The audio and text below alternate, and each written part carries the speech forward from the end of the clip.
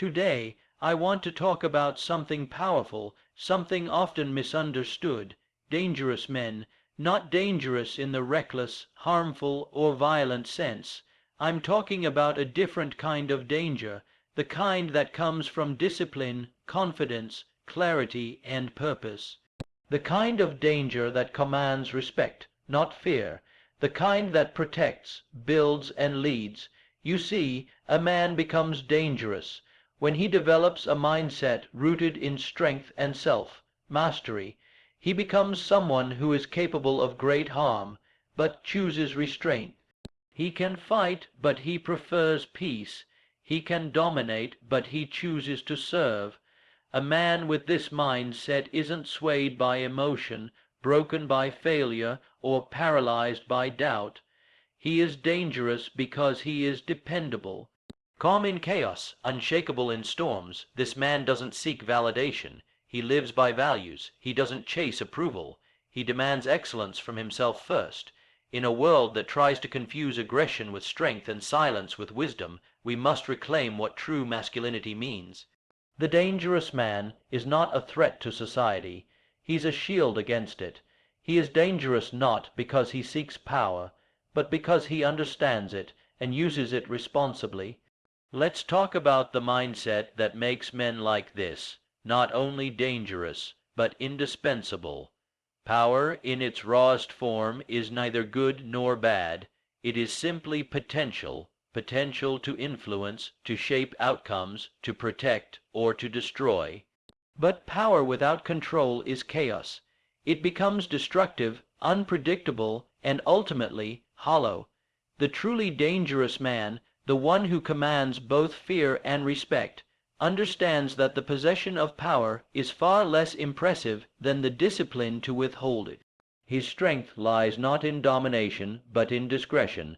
It is the self-race, strength behind the clenched fist, the calm behind the fury, the silence that says, I could, but I won't.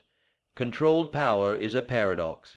Society often praises the loud, the aggressive, the flamboyant displays of strength, yet real danger lies in quiet confidence. The man who can destroy but chooses not to, he is the one you watch. He walks into a room and doesn't need to prove anything. His presence says it all. He knows what he's capable of, and that knowledge alone shapes how others treat him. He doesn't seek control through intimidation. He earns influence through presence, character, and clarity of mind. The dangerous man has often been tested by life, by hardship, by conflict, and through those trials he has learned the power of restraint. He understands that anger without direction is weakness, that reacting impulsively is easy, but controlling one's urges is the mark of mastery. It is this mastery that makes him dangerous in the right way. He's not unpredictable, he's unreadable. You don't know what he'll do next, not because he's erratic, but because he's strategic. Every move is chosen, not triggered. A man who has controlled power doesn't waste energy proving himself. He doesn't need to shout to be heard or fight to be seen. He channels his strength into purpose. He builds instead of breaks. He stands firm instead of lashing out.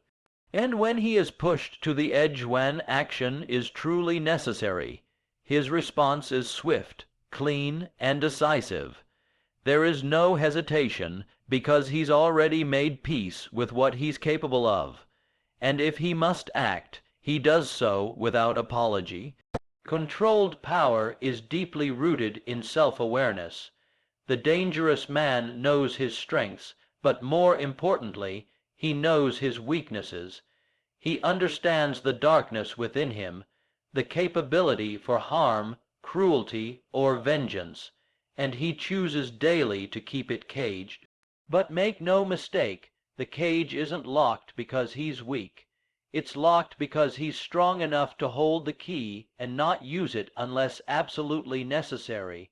This balance between capability and conscience is what makes him rare, and dangerous in the best sense of the word. Think of the man who trains in martial arts for decades, yet avoids unnecessary fights. Think of the leader who wields authority but listens more than he speaks. Think of the father who can intimidate with a look, but instead chooses to teach with patience. These are not weak men. They are dangerous men with controlled power. They are not feared because of what they might do, but respected because of what they've chosen not to do. That kind of restraint takes far more strength than violence ever will. Controlled power also breeds confidence. When a man knows what he can do, when he has sharpened his abilities, developed his mind, and tamed his instincts, he walks differently. He doesn't need validation. He doesn't posture or boast. He has nothing to prove, and that makes him formidable. People instinctively sense the presence of someone who is grounded, someone who doesn't rattle under pressure. This presence cannot be faked. It is the natural outcome of power earned and restrained. In a world that rewards impulsivity, bravado, and volume, the man with controlled power stands out. He is a stabilizing force, not a volatile one. He is a guardian, not a tyrant. He does not fear confrontation, but he does not seek it. And when he acts, he does so with clarity, purpose, and precision. His control doesn't make him soft, it makes him surgical. And that, more than anything else, is what makes him truly dangerous. Emotional discipline is one of the most underrated traits of a truly dangerous man. In a world where people are constantly reacting, impulsively, emotionally, and without thought, the man who has trained himself to remain composed becomes a rare force. He doesn't suppress emotion, he controls it. He doesn't deny feelings, he understands them, observes them, and decides when and how to respond. This makes him steady when others are volatile. He becomes the anchor in the storm, not just for himself, but for others who look to him when everything else is falling apart. This kind of discipline doesn't come naturally, it is earned. It is forged through hardship, through the refining fire of difficult conversations, personal losses, betrayals, and internal battles. The dangerous man has learned, often the hard way, that reacting emotionally in the heat of the moment leads to regret. Words spoken in anger, decisions made in fear, or actions driven by ego have consequences. Emotional discipline means stepping back, taking that pause between stimulus and response, and choosing to act with intention rather than impulse.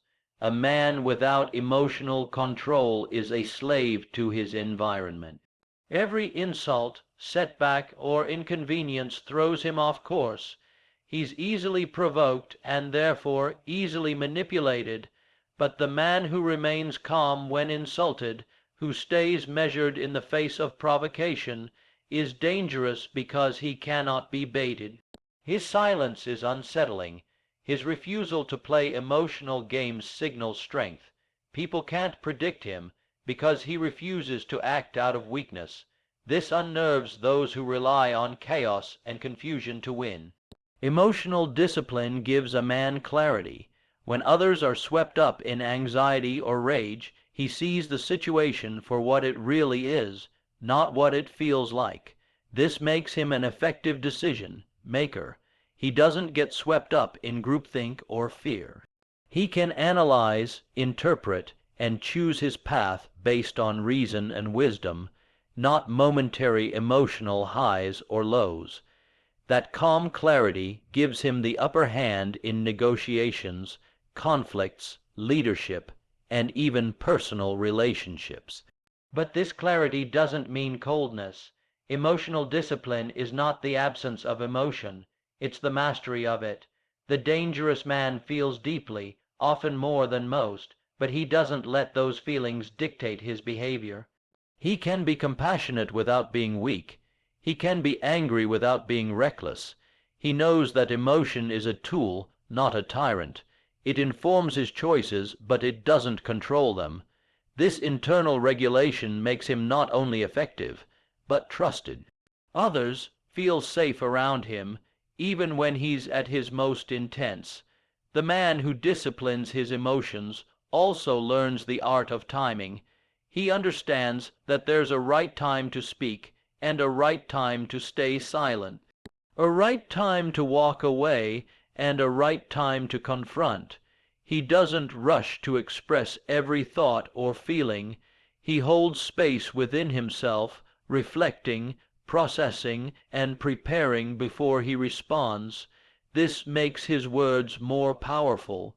When he finally speaks, people listen, not because he's loud, but because his words are calculated, deliberate, and carry weight.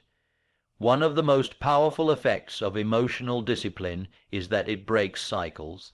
In families, friendships, and workplaces, unchecked emotions often perpetuate dysfunction.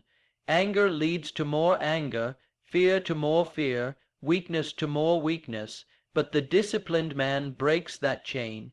He becomes the one who says, "It ends with me."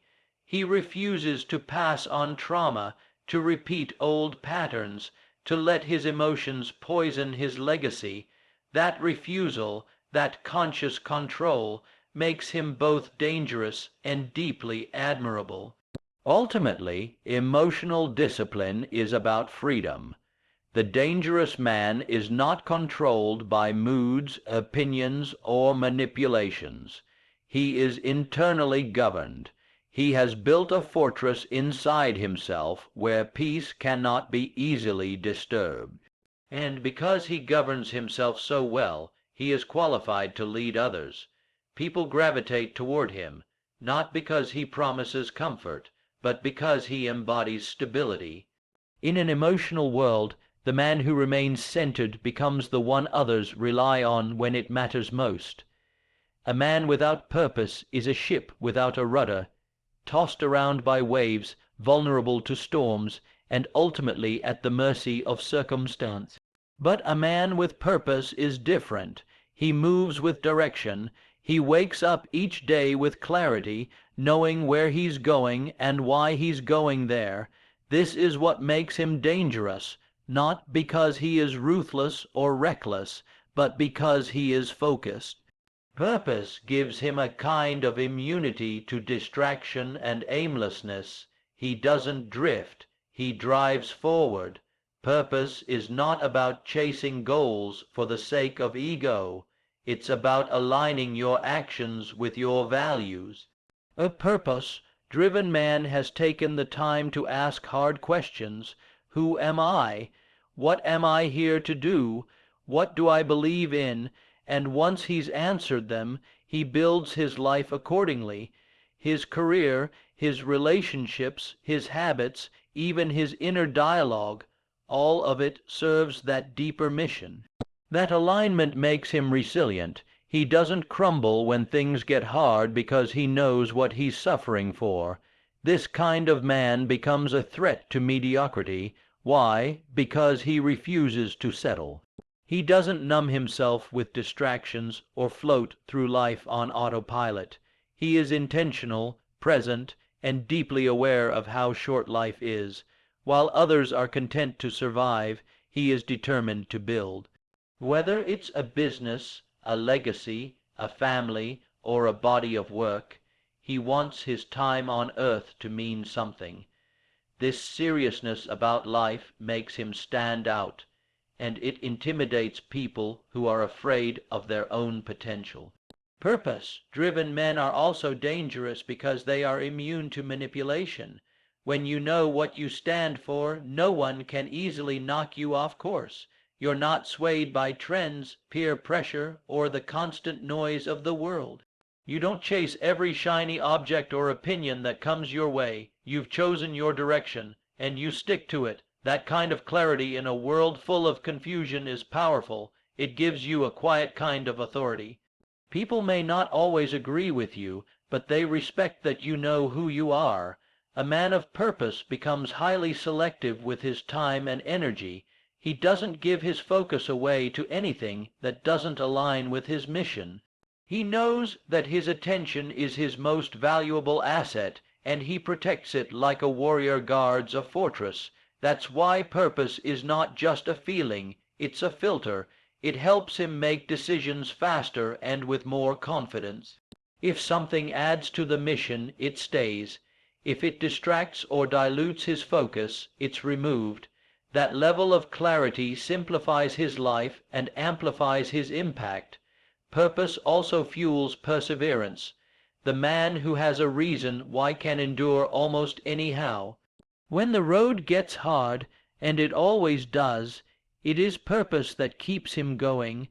Comfort fades, motivation comes and goes, but purpose is rooted deeper than all of that. It becomes the internal fire that won't go out, no matter how cold the world gets. And because he endures, he eventually achieves things others only talk about. That ability to suffer well, to carry on when others quit, is part of what makes him dangerous. Another aspect of purpose-driven living is legacy. The dangerous man doesn't live only for himself.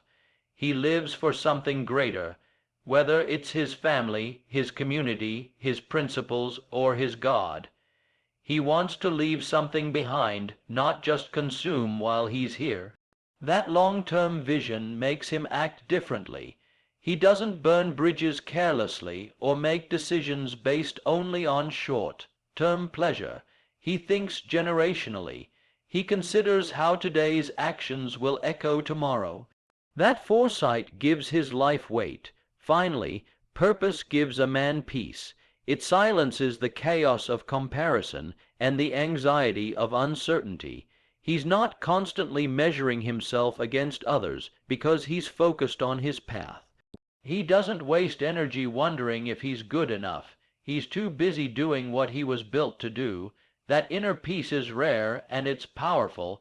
It makes him stable in a world that's unstable. He's not perfect, but he is anchored, and that anchoring makes him unshakable when others lose their way. Resilience is not about avoiding hardship, it's about enduring it. Stoicism is not about suppressing emotion, it's about refusing to be ruled by it. Together, these two qualities form the backbone of a truly dangerous man. He doesn't break under pressure. He bends, adapts, and grows stronger. Life will test him, and he expects it to. In fact, he welcomes adversity, not because he enjoys pain, but because he understands that discomfort is the proving ground of greatness. Without resistance, there is no growth. Without pressure, there is no progress. The resilient man is forged in fire. He has been through losses, disappointments, betrayals, and failures, and he is still standing. Where others quit, complain, or collapse, he endures. His mindset is not built on wishful thinking, but on preparation. He doesn't expect the world to be fair. He doesn't waste time blaming others. Instead, he trains his mind to accept what is, and then asks, what can I do about it? That simple shift from victimhood to agency makes him impossible to defeat permanently. Stoicism for him is not about being emotionless. It's about emotional sovereignty. He feels anger, fear, sadness, and joy, but he doesn't allow those emotions to dictate his behavior. He doesn't panic when things go wrong. He doesn't spiral into rage when provoked. He has trained himself to pause, to reflect, and to act based on principle, not passion. This ability to stay level, headed in chaos, makes him a natural leader. People trust the man who doesn't flinch when everything else is falling apart. Life is unpredictable. Bad things happen to good people. Plans fall apart. People lie. Markets crash. Loved ones die. The dangerous man doesn't pretend these things don't happen. He prepares for them. His resilience is rooted in realism. He doesn't sugarcoat the world, but he also refuses to be bitter. He sees suffering as part of the journey. It doesn't make him weaker. It forges him. Like steel tempered in fire, every hardship refines him, sharpens him, and strips away what is weak or unnecessary. This kind of mindset gives the dangerous man a quiet strength. He doesn't need to announce how tough he is. He shows it by how he handles difficulty. When life hits him, he gets up. When he's betrayed, he learns. When he's exhausted, he still moves forward. That consistency, especially when things go wrong, is a mark of true power. It means that no matter what life throws at him, he will find a way through, even if he has to crawl. That refusal to quit is what makes him formidable. Stoicism also gives him control over his reactions. In a world where everyone is constantly triggered, outraged, or offended, the man who can remain calm is unstoppable. He doesn't waste energy on things outside of his control. He focuses on what he can influence: his thoughts, his actions, his attitude. That internal focus protects his peace and amplifies his productivity. While others are distracted by drama or drowned by emotion, he remains locked in, centered, and moving forward. Resilience and stoicism also make him trustworthy. People know he won't abandon ship when things get rough. He won't fold under pressure or sell out his values just to escape discomfort. He becomes the man others turn to in crisis, not because he has all the answers, but because he's steady when everyone else is panicking. His presence alone can calm a room, not because he's trying to control others, but because he has mastered himself. That kind of man is rare. That kind of man is dangerous. Ultimately, the dangerous man is resilient not in spite of pain, but because of it. He doesn't seek out suffering for its own sake, but when it finds him, as it always will, he lets it teach him. He lets it shape him, refine him, and harden his resolve.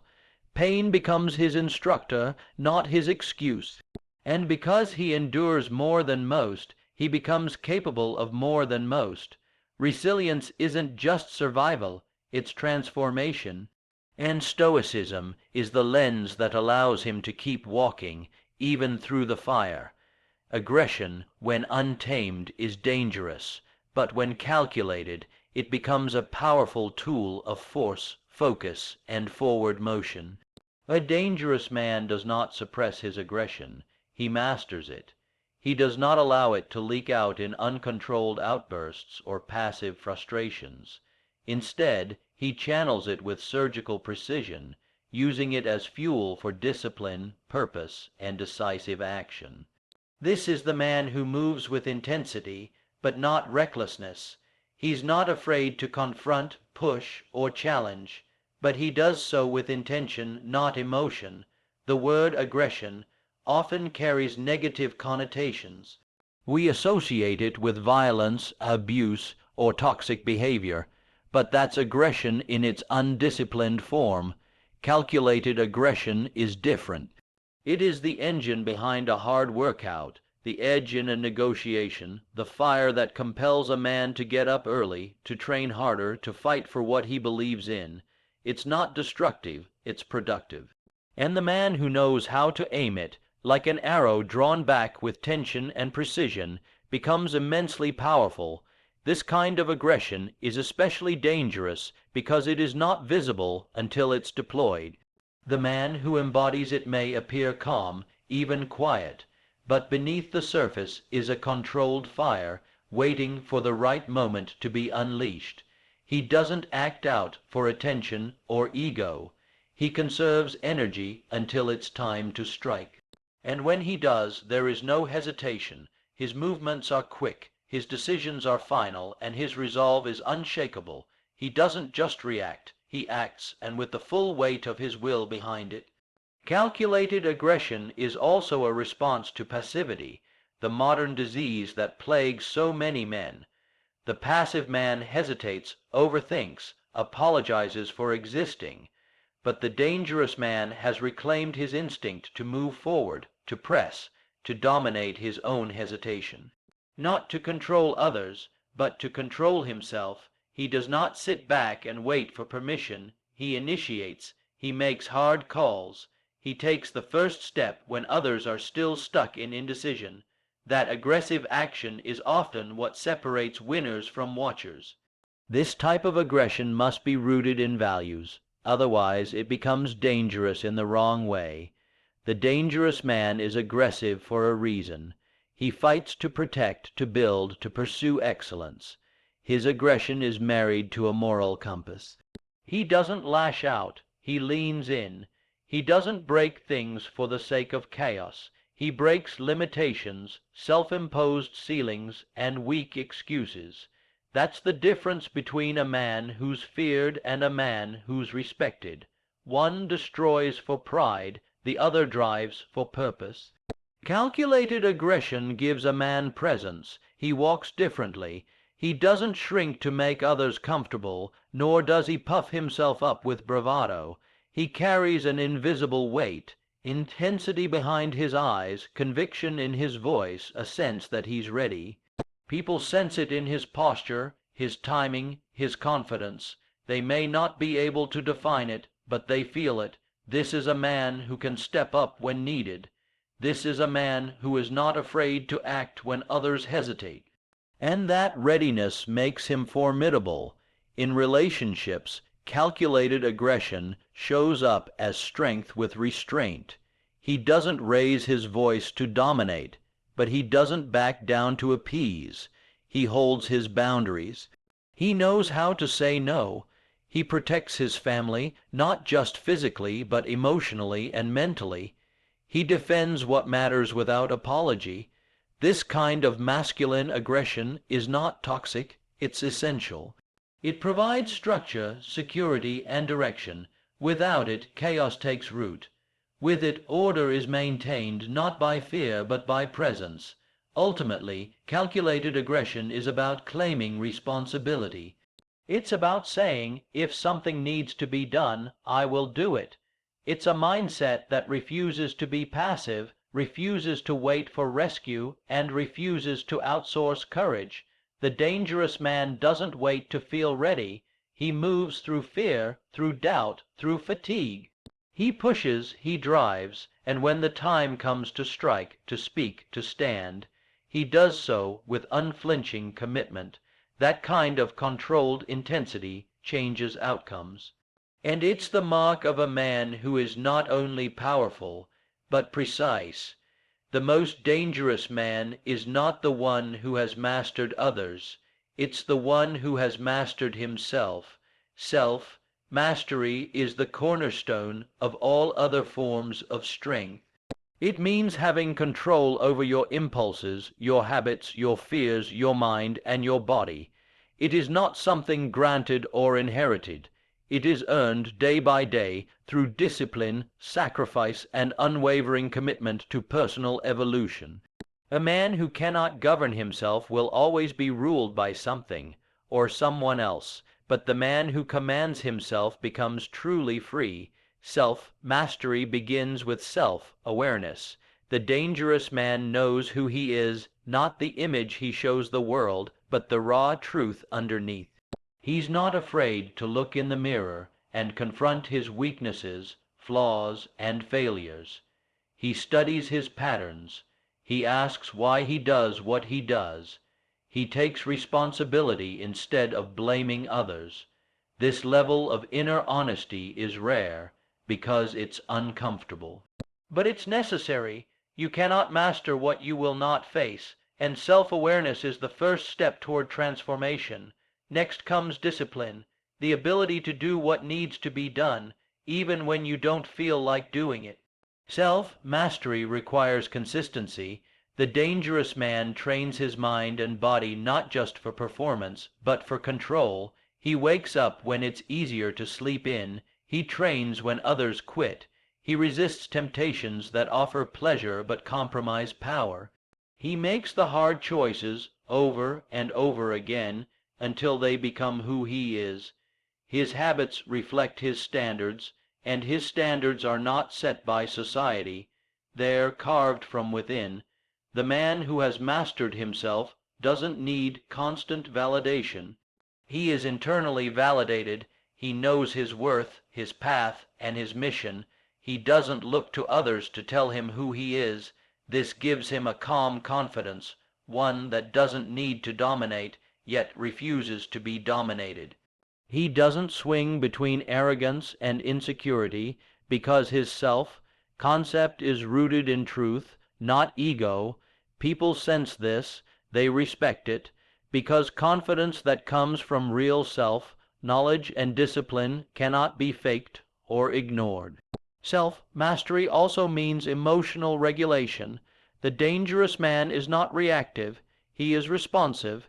He can feel deeply but chooses when and how to express those emotions. He doesn't explode in anger or collapse in anxiety. He understands his triggers, guards his peace, and remains centered under pressure. This kind of emotional control is not robotic. It's powerful.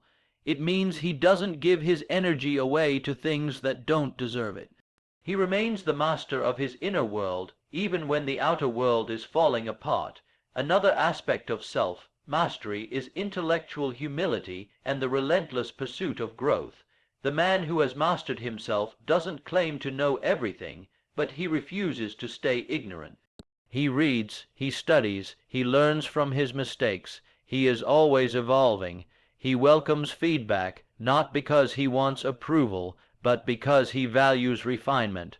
Growth is not a hobby for him, it's a responsibility. He doesn't fear discomfort because he understands that mastery is not a destination, it is a discipline. The dangerous man also exercises control over his desires. He's not a slave to lust, greed, gluttony, or laziness. He understands that the modern world thrives on addiction, on men chasing constant stimulation, but he resists this pull. He practices restraint.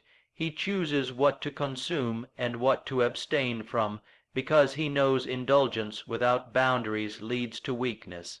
He doesn't let short-term pleasure derail long-term purpose. That kind of control sets him apart. It makes him rare in a world that tells men to indulge and obey impulse. Ultimately, mastery of self is the foundation of every other strength a man can possess. Without it, his talents are scattered, his potential is wasted, and his power is unfocused. But when a man rules over his own impulses, thoughts, emotions, and actions, he becomes unstoppable. He moves with clarity, he speaks with conviction, and he lives with alignment. He doesn't just react to life, he creates it. And because he has disciplined his mind, trained his body, and aligned his spirit, he becomes the kind of man who is feared, followed, and remembered. The ability to walk alone is one of the most intimidating traits a man can possess. It doesn't mean he rejects others or lives in isolation. It means he is willing to stand by himself when necessary. In a world where so many people are desperate for approval, community, and consensus, the man who can walk his own path without applause or permission becomes something rare. And in that rarity he becomes powerful, because if a man cannot stand alone, then he is always at risk of being controlled by the crowd. The dangerous man knows that walking alone is not about rebellion for its own sake, it's about alignment with his principles. Even when those principles make him unpopular, he does not need the comfort of the herd to affirm his decisions. He does not sacrifice truth for the illusion of connection. He understands that solitude is sometimes the cost of integrity, so he accepts that price. While others dilute themselves to belong, he remains whole, even if it means being alone in a room, in a stance, in a belief. This ability to walk alone is forged through solitude, not loneliness. There is a difference. Loneliness is the fear of being without others. Solitude is the strength of being with yourself. The man who embraces solitude becomes deeply familiar with his inner voice. He learns how to think independently, how to sit with silence, how to create peace without noise or distraction. In doing so, he sharpens his intuition and develops an unshakable sense of identity. He is not swayed by opinions because he knows who he is, without input. Most people outsource their sense of direction to others, friends, partners, social media, trends. They need constant reassurance that they're on the right path, but the man who can walk alone doesn't ask for a map. He becomes his own compass. This doesn't make him arrogant. It makes him grounded. He is open to feedback, but not dependent on it. He listens, but he does not obey blindly. This autonomy gives him power that can't be bought or borrowed. He doesn't need to be carried. He carries himself. This independence makes him dangerous in the best way, because if he is not afraid to walk away from the crowd, then no one can bribe him with acceptance or threaten him with exile. He doesn't chase validation. He doesn't flinch when he's misunderstood. He doesn't crumble under criticism. He simply walks, with his head high, his back straight, and his conscience clear. That kind of resolve is unsettling to those who rely on groupthink to feel strong. It exposes their fragility and highlights his strength. A man who walks alone is also capable of leading others, not because he needs followers, but because he has first led himself. He has walked the hard path, the uncertain path, the path without signs or applause. And because he has done so, he becomes a beacon for others who are trying to find their own way. He doesn't manipulate. He doesn't coerce. He simply is authentic, self-sufficient, and principled. And people naturally follow what is real, even if they don't understand it at first. To walk alone also means having the courage to face fear without a safety net. When you're not backed by a crowd, there's no one to blame, no one to shield you, and no one to validate your suffering. That's when the real test begins. The man who can walk alone has made peace with uncertainty. He doesn't wait for the conditions to be perfect before moving. He doesn't need a guarantee. He moves because something within him says go. And in doing so, he becomes a force, decisive, undistracted, and free. Ultimately, the ability to walk alone is not a rejection of connection. It's a mastery of self-reliance. It's the decision to lead your own life rather than borrow someone else's. It's the refusal to dilute your identity in exchange for temporary inclusion. The dangerous man can walk with others, yes, but he doesn't need to, and in that independence he becomes something more than a follower, more than a face in the crowd. He becomes a symbol of what it means to live on your own terms, even when it's hard, even when it's quiet, even when it's lonely.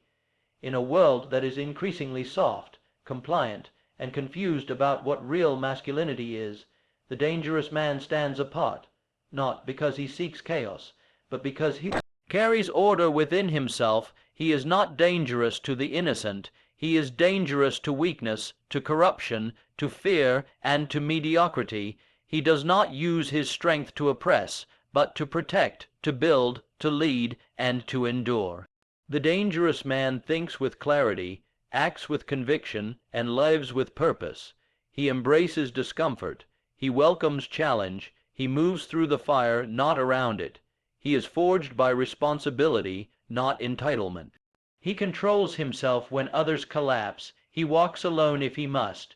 And when he steps into a room, people feel the weight of a man who does not flinch, does not fake, and does not fold. This man is a rare breed. He does not chase applause, but respect. He does not seek popularity, but principle. He does not live by impulse, but by discipline. And most of all, he does not fear the storm. He becomes the one who walks through it while others run. The dangerous man is not born. He is made through pressure, made through pain, made through practice, and made through a decision to rise when it would be easier to sink.